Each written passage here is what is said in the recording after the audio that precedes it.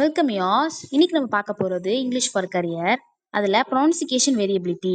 ப்ரொனன்சிகேஷன் வேரியபிலிட்டின்றது நிறைய டைவர்சிட்டி நடக்கிற ஒண்ணு. இன்னும் அதுல ரிலீஜியன், இன்னும் ஹிஸ்டாரிக்கல் பாலிடிக்ஸ் சேஞ்சஸ்லாம் நடக்குது.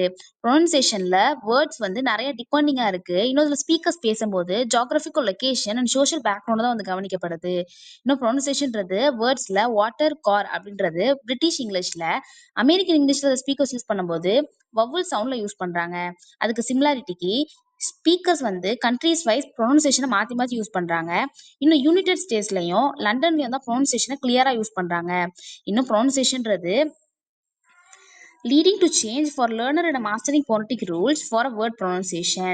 அதில் similar meaning டிஃப்ரெண்டான ப்ரொனன்சியேஷன்ல வருது. அதுக்கான எக்ஸாம்பிள் lead and read எல்லாமே டிஃப்ரெண்டா வரும். இன்னும் டிஃப்ரெண்ட் ஸ்பெல்லிங்கும் வரும். அதுல rough and tough. Thank you for watching this video. Subscribe for more videos.